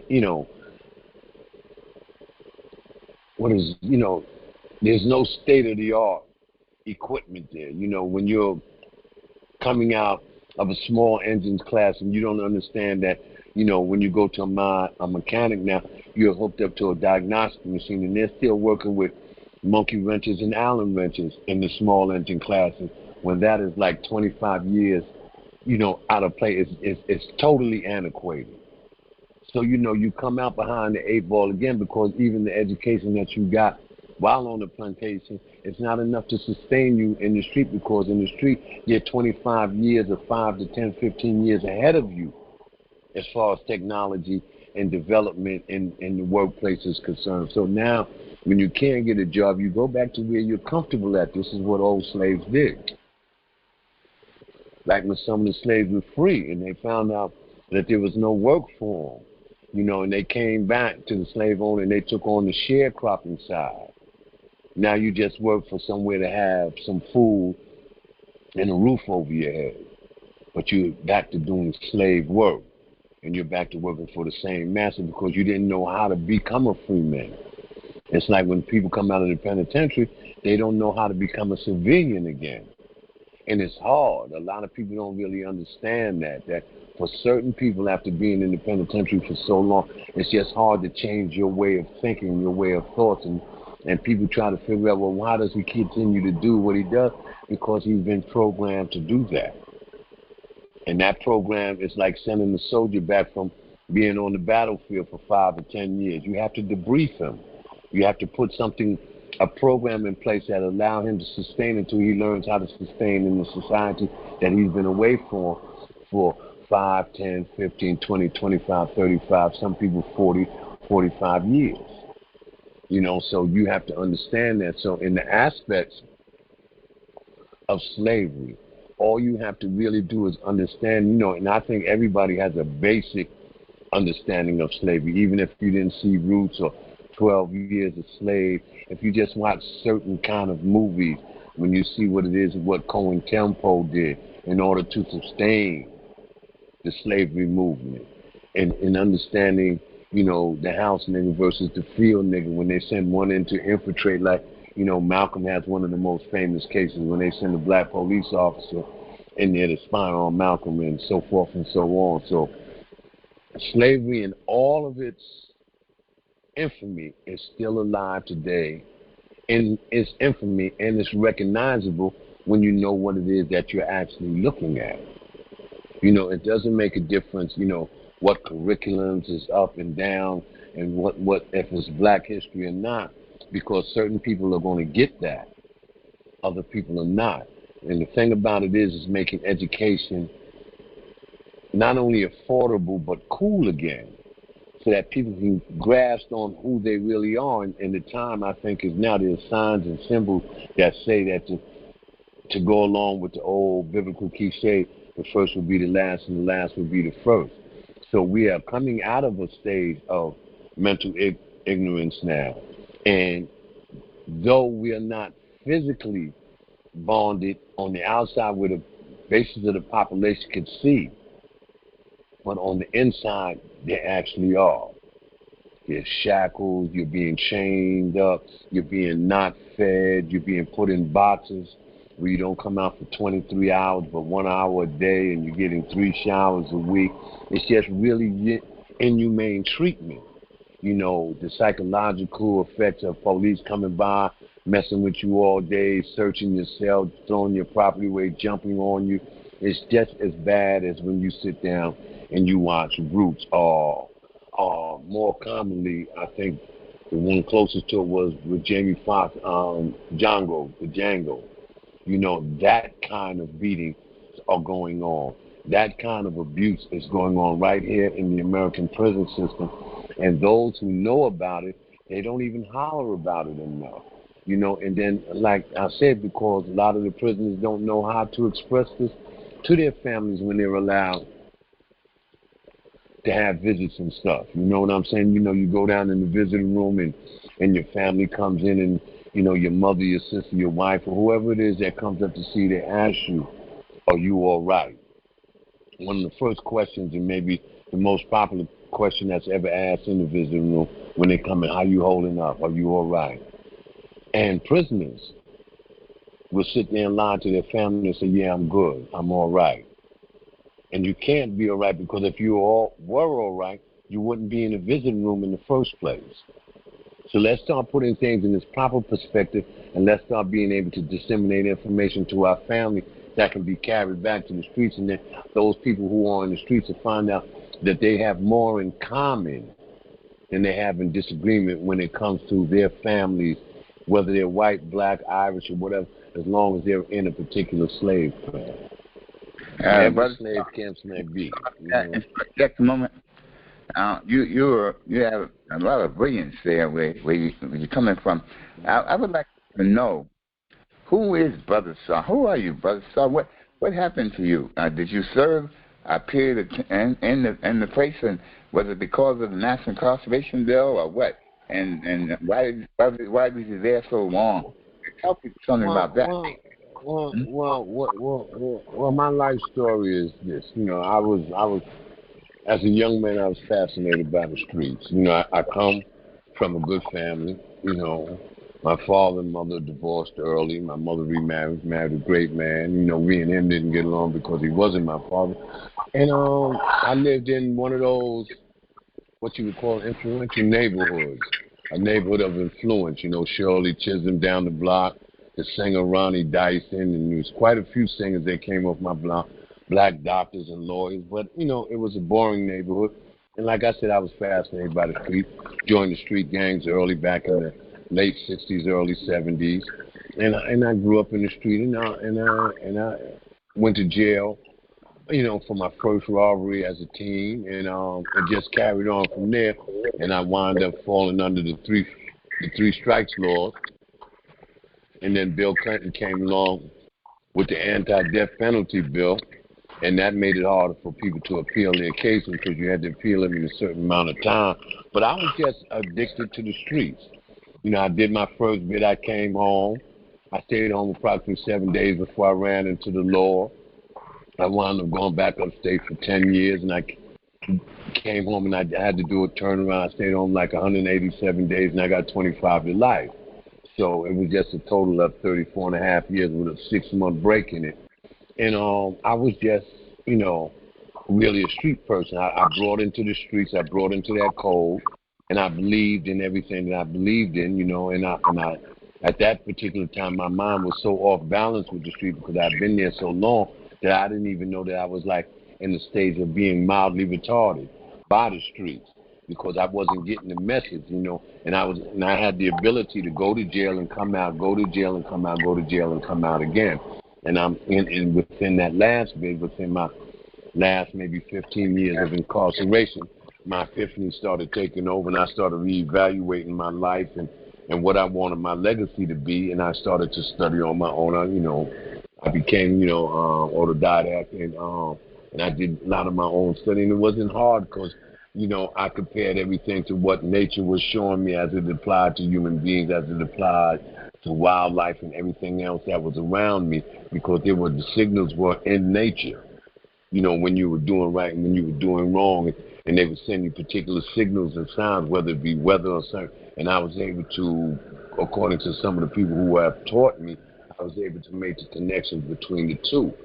So, you know, and I became I've always was a student because I came up in Brooklyn at the time that Clarence X brought the the Nation of Gods and Earths to the 5% Nation, and the NOI was strong, and they had so many movements. You in them. I happened to be like 10 years old when Martin was assassinated in 1968. So I grew up in the time where there was black movement, so we were able to get lessons. So the basis of being a black man, or what is called a black man in this particular country, the way that we understand and view each other when we say black, we know we're talking about melanated people. You know, you have some people who are, you know, technical about not being black or brown or this and that, and you're this and that. I don't particularly prescribe to that because nature never gave man, to me, religion or a particular name, but we have wordings that we associate with one another so that we can identify not only the meaning in the context of a conversation, but the people that we're talking about. So, you know, and being that, you know, and coming up in black movements, I was always on the fringe of that. And then in 1981, I met some great brothers, some of the Panthers, you know, Seth Hayes, Herman Bell, Sheikh Noah, you know, and many, many more, you know, Sindata, you know, Sundiata, and Odinga, and all of those. And they gave me some great lessons. And in getting my lessons and becoming what they were telling me I should be upon my relief, I still had 1 foot in the yard, and I had 1 foot in becoming the man that I turned out to be right now. So, you know, I was doing things in the yard, you know, in order to keep my name relevant in the yard and the things that was going on. And at the same time, you know, trying to teach black history, which was a contradiction in and of itself, too. One just wound up outweighing the other. There's one that says, you know, there's a pain. You get pain from living an ignorant life, and then the pain comes even harder when you realize it and you don't find a way out of it because you don't want to try something that is considered new to you, that may be beneficial to you. So in understanding me, it's not, my story is one that's been told many, many years and centuries before me. You know, when the first prisoner came in and was first locked up under the new law and he became that slave, I'm just an extension of that particular vibration. But, you know, and there was so many of us who have come out here to do great things. And it's even in this biblical sense, Joseph, you know, Isaiah, you know, Jesus himself, you know, your Martins and your Malcolms. And, you know, you go through this particular process and understanding that. And that's what makes, you know, a great ex-slave is when you can rise up from that and understand. Brother Star, you should be talking to young people. I think in Newark especially, they would need a person like you to talk to these young people. I talked to 3 young men the other week, and they go to a school. Listen to this. They don't go to school till 9 o'clock. They smoke weed all day long now, at night, all night. And then they go to school at 9 o'clock in the morning, and then a bus comes and takes them to another place where they sit around and talk about what's going on in the world. They do calisthenics. They go home at 1:30, and no books, no papers, no homework. What do you think about that? I mean, you know, there's a process in re-education. There's a process in taking a person out of an indoctrination stage. And as long as they're in motion through movement, it's better that they do that than to be in the street corner and not do anything. You know, at least this is giving them a chance to put them in the surroundings where they can get to see what this is about. Whether they accept it or not is on them, because life then becomes the best teacher when you're talking about a young man that's all he knows from the time that he came outside and was able to go on his own, and you're in an impoverished neighborhood, you know, where there are no funding. There is no proper after school, but they have to give them something, so they give them little bits and pieces of certain things, and they call this a program, this after school special program. We're taking kids off the streets, but is it an effective way? Are you putting people in there that can make them understand where they're going if they're heading in that particular way? Or you're bringing somebody out of MIT or Harvard or Yale to teach people about living below the threshold of poverty? they give them no credence in and of itself. You have to put people in positions like that they can identify with, that has been where they've been or have gone through what they're going through, so that, there's a point of qualification on it. Now, tomorrow I'm in Newark anyway. Deborah and Evardne and them are doing something tomorrow at 151 Broadway. I think it's called, let me see what the name of the church is called. The name of the church is, I'm going to tell you right now. I just sent it to my wife. Clinton Memorial AME Zion Church. It's at 151 Broadway in Newark, New Jersey. So tomorrow I'll be there, and we're going to speak to some parents and some youth over there tomorrow, and we're going to bring a program to them about finances, conflict resolution, and just the facts of life, the dark side and the light side of, your decision making, and I don't think that a lot of youth understand that they have a real choice. But when you have a child or a young man or anybody, and you're talking about a person that's making just a ballpark figure of, let's just say, lowballing it. This cat is making $25,000-$50,000 a week, lowballing it, and you ask him to stop doing what he's doing, to take a internship or to take a job where he's getting, minimum wage. It's hard to compete against that. It's like being on the plantation, getting a person to read a book when he has sports, BET, gang life, the Kardashians, reality TV, and all these other little sorts of things that he has to make choices from. And when so many people are doing this and you're in that mode of, I go along to get along, you ride wherever that wave is riding at, because you don't want to be singled out as a nerd, a square, unhip, or whatever it is that, the kids are saying for those particular words right now. So you fall in line with that. So when you're talking about, there's schools that's going this and they're not really doing, it's not doing what it should be doing, but it's giving them something to do besides just being on the street, even if it's just there to hang out. Weed is prevalent right now. The weed push, the marijuana push in the state of New York now is just as hard as when they first started pushing heroin in Harlem back in the late 60s and 70s. Now it's a legal thing. Now we're going to really get to see what drug wars look like when the government starts telling people that they can't sell this bootleg no more. And now they have the strength of the law behind them to run up in your spot, to do what it is that they do, to knock off their spot, so the government can put their weed in place of your weed, the same thing they did with the number runners. The policymakers back from the 30s, 40s, 50s, 60s, 70s, and 80s, they created Lotto. They took that money out of the street hustlers game. Another game that they took from us, and we actually took from the Italian boys, the loan sharking game. They don't call it loan sharking no more. They call it credit cards. Instead of giving, Joe Banana over here, 5% interest on the money that he lends you, you give the credit card system 8%. And you don't have to worry about nobody coming to break your legs, but they can break your credit and they can break your reputation. Because once you have bad credit, you're just done for a while till you repair your credit. And it's the same system. So you have to recognize things for what they are, and that the government is doing the same thing that cats in the street was doing. Nobody sells more drugs in New York than the government. Because if you can go on a plane and find out that this guy has 21 Cuban cigars in his suitcase, and he can only bring back 20, but you can't find somebody moving 40 keys of fentanyl. So, you have to understand where the players lack that.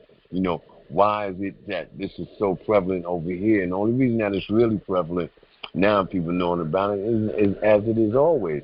European kids are dying from it now. They're coming to the hood to get that drug, and they're taking it back, as they always did, back across the waters to Jersey and Connecticut and so forth and so on. And this is what's going on.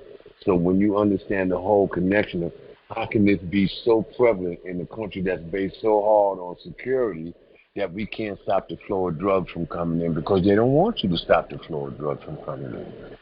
You know, you have population control through way of a man's sperm. If you lock so many black men up, that means that many black women who are not going to be able to have a baby because the spark of life is locked away on the plantation, just as they did back when slavery first started, with the separation, and you would get one special buck, and this dude was responsible for breeding hundreds and hundreds of children. And it's the same system. So now you take all that factor and you factor all that in and start to look at it as the pieces of the puzzle that come together. You know, when you look at slavery and you get a box, a jigsaw puzzle box, and you just dump the box over, pieces are everywhere, and you don't know what it is. You can see the picture on the cover of the box, but there was no picture on the cover of the box. You wouldn't know what to formulate anyway, so you always have this picture in your mind. So as you start putting the pieces of the puzzle together, you put your border first, and you work from the borderline all the way to the insides of it. And then, you know, piece by piece, you get to see the whole puzzle.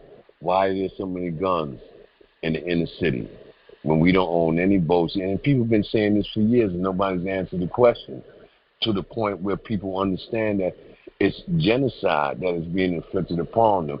If we have no boats, we have no planes, we don't dock nowhere, we don't own no docks, we don't own no airstrip, how are the guns and the drugs making it all the way to the inner city? By certain people permission. So for the sake of it, you make a large bus every once in a while. But the buses that you're making, this boatload of drugs that you find, there's 7 that you're allowed to come in. You know what I'm saying? So, you know, those are just things that you really have to look at on that particular side. You know, when you're talking about how does slavery actually work? How does slavery work in the school system? You know, when you give a person a book, when you... Brother, so you know, what you're saying is awesome because, in essence, you're telling us that we hear this man Biden, and when he's a young man saying all these horrible things about predators, and he doesn't care whether they came from a one-family home and the father was gone, and this and that and the other, don't care about that. They label them as predators, grow groups of them. In other words, he's painting that picture that we got to put these people away, and that's why they put us away like that. What do you think about that in terms of these people? But again, you know, once you get an understanding of it, I mean, when he explained that hardship of this and that, and you know, did he realize that, you know, before there was a chance that his mother got her head busted, that somebody on the black side was getting their head busted by his people, by his ancestors, by his forefathers. So they understand what brutality breeds. Now they're just worrying about it coming back to them now. So, you know, I can understand what Biden was saying because he's selling something. But it's not just Biden. Biden is an extension of George Washington. You know, the drafters of the Constitution. You know, when George Washington and them signed that, they said that George himself had 125 slaves. They said Thomas Jefferson had so many slaves that he gave his daughter 25 slaves as a wedding gift. And these were the same people that signed the Constitution that said all men are created equal. And if you know that part of that small part of their history, then you know that when they say all men are created equal, they weren't talking about you. Because if all men were created equal, George wouldn't have had 125 slaves.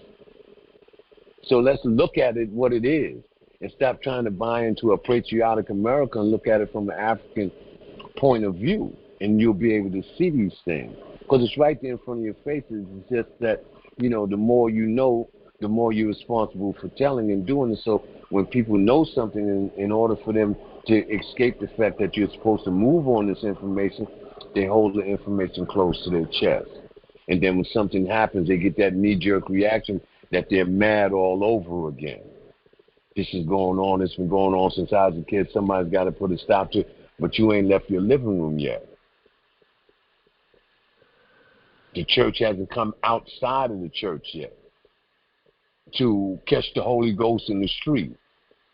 The preacher's not coming outside. The deacons are not coming outside. The imams are not coming outside in the droves that they should be. I mean, you have a small percentage of the church that really do good work. I mean, they put in God's work. You have some Muslims, some Buddhists, and all of them that put in God's work according to their prescription of how their God wants them to work. And they subscribe to that. So it's not just sitting there worrying about what Joe Biden said. We know what Joe Biden's going to say. He has to say what he has to say in order for his people to succeed. This is why, when you see certain people and you understand certain things about how the situation works and how do you maintain being a slave master and sell it to the public in a way that they see it happening, but they act like they don't recognize what they see. And then nobody wants to say anything about it. And it's hard to get people to be in these positions, especially back in the 60s and the 70s, where as soon as you raised up a black leader, he was assassinated. Nobody wants to go out to save their people and at the same time have their brains blown out. So it's the same thing as what they did on the plantation when you tied a man to a horse and sent a horse one north and one south, and they saying that this is ripping his arms out of. You put a woman down in the hole and cut her guts out and let the baby spill out into the hole and just have people watch it to install fear in them. It's the same thing now. So when you look at it now, it's